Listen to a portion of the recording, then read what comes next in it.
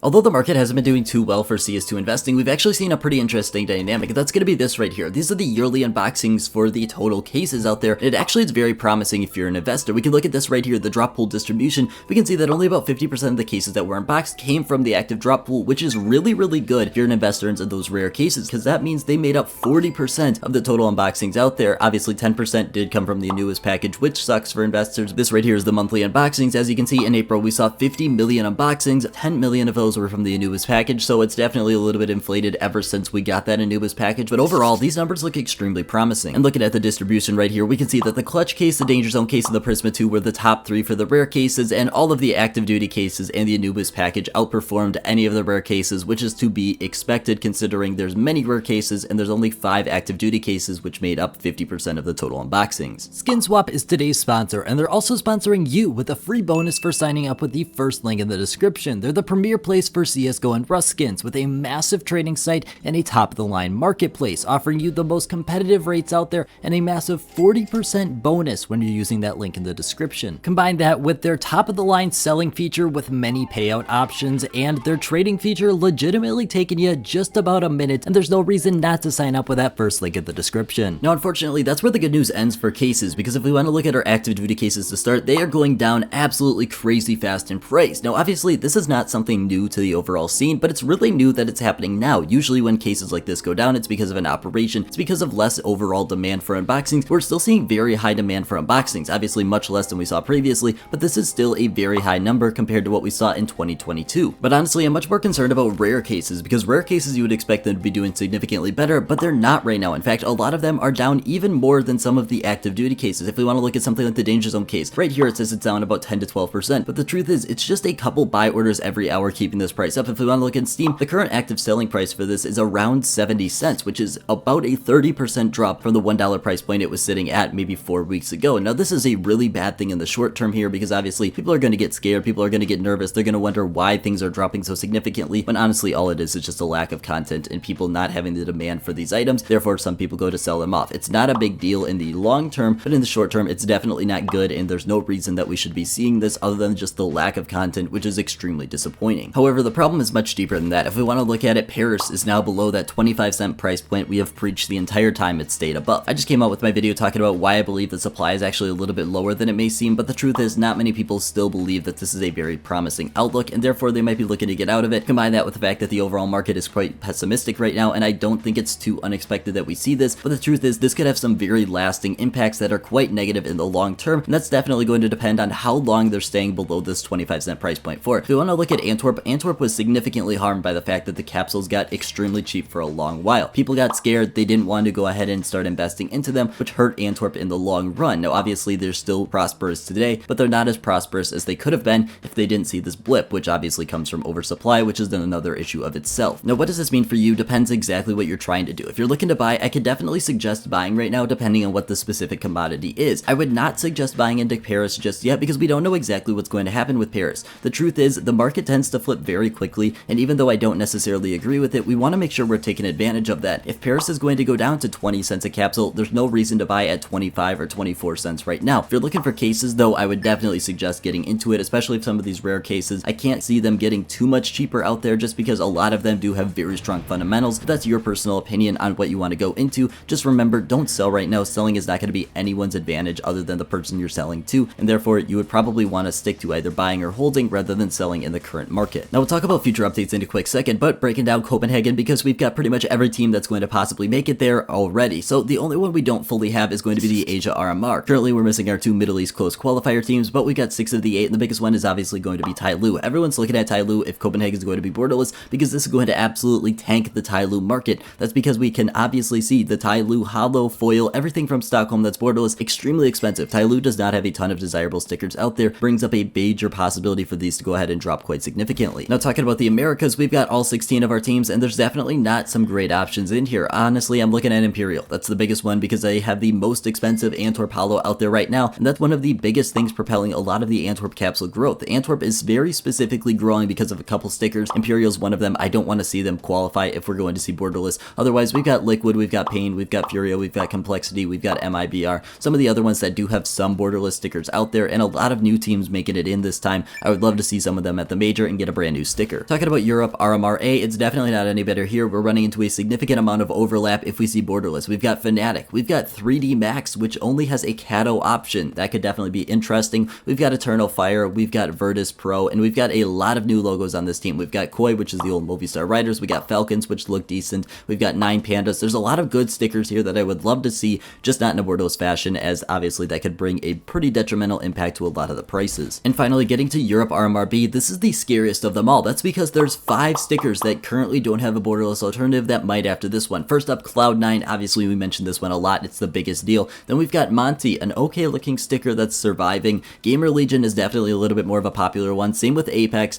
and finally then we've got OG. A lot of these stickers just got one in Paris, and therefore that makes it very likely that they could go ahead and succeed if the team is still doing well. The biggest one I don't want to see is actually ENTS, because ENTS always tanks the price of the capsule that it's in. Very interesting fact. But this one's going to be the most interesting out of all of them, because we've got Guild Eagles, which was Bad New Eagles, and a lot of other brand new teams. It's going to be very interesting to see how this one performs overall. Now, talking about brand new content, we just got a recent update that actually added this right here. It's the tournament item submission tool. It's very interesting because it's presumably the way that people are going to be able to go ahead and upload their autograph if they're participating in a major. Very interesting that it's coming out now though. We're almost 2 months out from the major actually starting, and usually Valve is actually requesting autographs just a couple weeks in advance. Potentially, they could be looking to roll out this sticker or an update or anything early, which would definitely be, I guess, needed, but also I don't want them to stick around for a little bit too long like they have in the past. Now, if we want to look at the data, it actually seems like Valve is working on something pretty significant. Obviously, a lot of the data matches up that we're due for an update, but if we want to look at the past 2 changes that Valve has rolled out, we can see that there's actually been nothing real significant because of it. If we want to look at the one on the 18th, there was actually just 1 line of text, which I think is very crucial to showing that they're working on something much bigger than obviously this.